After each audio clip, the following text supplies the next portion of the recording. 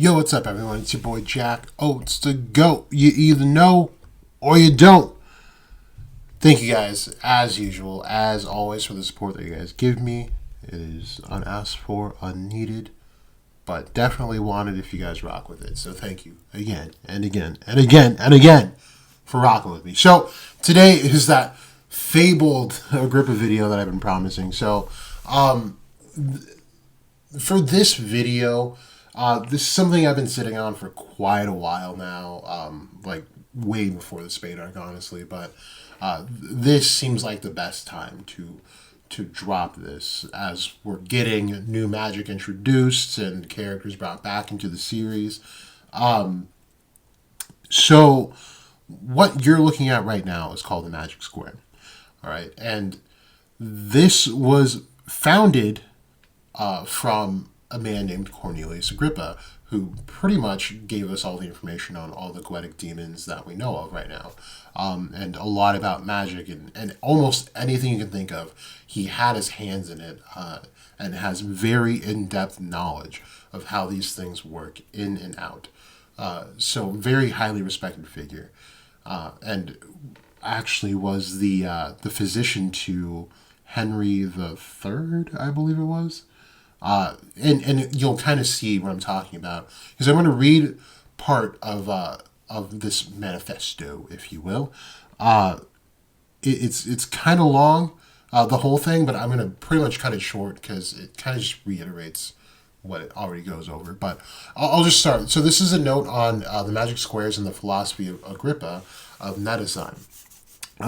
Among the many great advances made during the 17th century in the theory of numbers were some of the earliest attempts to generalize the mathematics of magic squares. Sorry, there's French mixed in here, so I gotta skip over that. But this new approach, which Fontenelle declared would redeem magic squares from the regrettable reputation of being merely, again, more French, let me see if I can read it. Une vaine pratique des factures, des talismans ou des devines. I think I passed with just the attempt was perfect. Anyway, inevitably it robbed them of those very qualities which had previously lent them magical and even philosophical importance. They ceased to be mysteriously isolated phenomena which could only be constructed more or less empirically by non-mathematical devices, the significance of which was therefore apparently only to be discovered by recourse to that symbolism of numbers which had been developed not only by Neoplatonists to relate and interpret all objects to be found in mind and nature. Thus, the fact that no four-celled magic square is possible was held to be explained by the realization that such a square represents the realization, that such a square represents or is perhaps the cause of the imperfection of the four elements taken by themselves. Similarly, meaningful was the knowledge that no single-celled square can be imperfect, and the monad, measuring yet qualitatively distinct from number, symbolizes eternity, since its unity is unchanged by squaring. Agrippa opens the second book of the De Occulta Philosophia, which we've kind of gone over in this channel, more or less in the last few videos, with the statement that mathematics and magic are so intimately connected that nothing successful can be achieved in the latter without knowledge of numbers.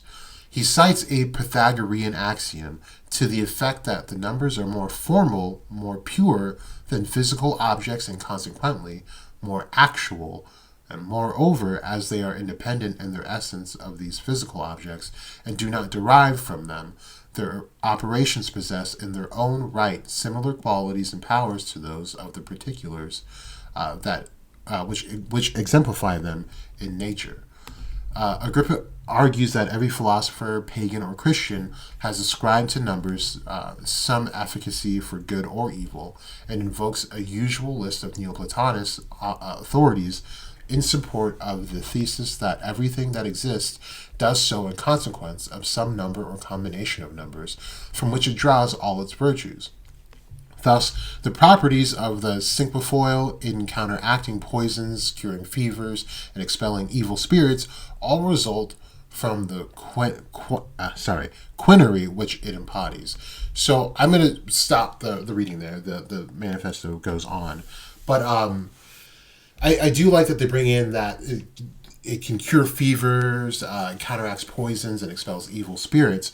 So this is something I've just kind of been on for a while, is that I think it is possible that the Agrippas could come back and possibly be able to exorcise these devils by pretty much making their contracts null and void through these magic squares.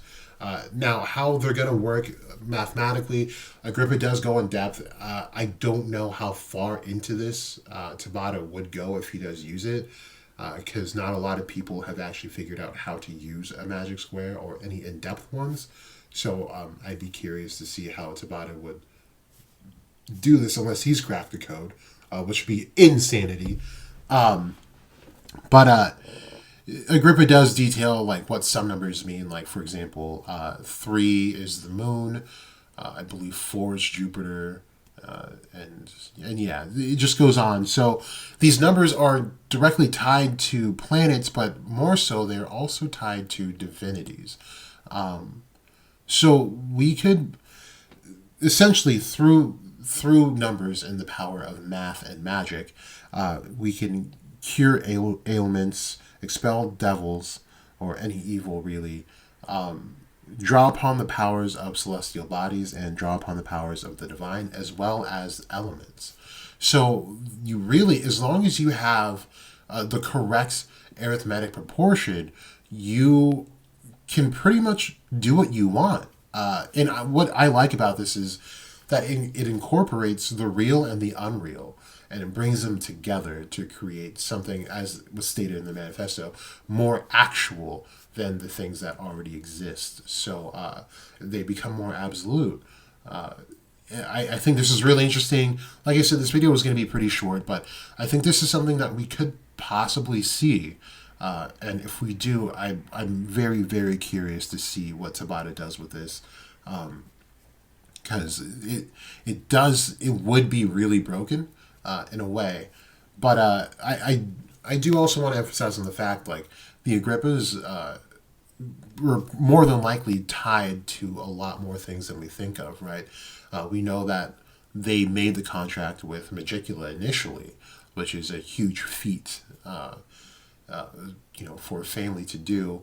And in real life and history, Cornelius Agrippa, like I said in the beginning, was the physician to one of the kings. So while they respected Cornelius Agrippa, he was actually sentenced to death multiple times. But since he was such in close quarters with the king almost at all times, they just never actually ended up following through with it. He was able to escape that way and able to keep practicing magic in these studies. So while they condemned him, they also had no choice but to respect him, as he did hold a high rank. So that leads me to believe that if Tabata is going off of Cornelius Agrippa and his feats in history, then these guys could possibly be aiding the king or maybe even multiple rulers of the nations. So they just maintain this kind of independent status as well as this higher up status as well, where they won't really be touched, but they will hold an integral part of this story, especially with devils involved and a possible incoming civil war between peasants and royals and nobles. This could really kind of open up the floodgates to all of that, because of course, what do you think the Agrippa family knows all in all? Especially the elder, the grandmother. She was just spouting out at the mouth that, like, yep, we made contracts with Magicula, like we are the fabled Agrippas. Just why were they making contracts with Magicula? And to what end, right? So The Agrippas are going to have a really cool role in this story, I feel like. And if Tabata brings them back and they're on some goated shit, I mean, whew, this cannot be not one of your top arcs in this series. Since Tabata is really going off. But like I said, that's really all I have. I think the Magic Square is really, really cool. It'd be a really cool thing to implement, especially when it comes to exercising devils and bringing about just elements in a more absolute form. They make it kind of seem like true magic, but just in a different way, just a different method of using it. So I'm looking forward to it if it comes down to it. But yeah, I'm going to leave it here. Maybe I'll have another video, but it does just get really convoluted when it comes down to it, because then it just comes down to like what numbers go to which planet, to which divine being and all that. So I don't think it's going to go that deep, but I think we will see something like this. Anyway, tell me what you guys think about this in the comment section below. Any questions, comments, concerns, death threats, whatever you got for me. But thank you for the support. Thank you for sticking around. This has been Jackos the Goat. I will see you in the next video. You either know or you don't.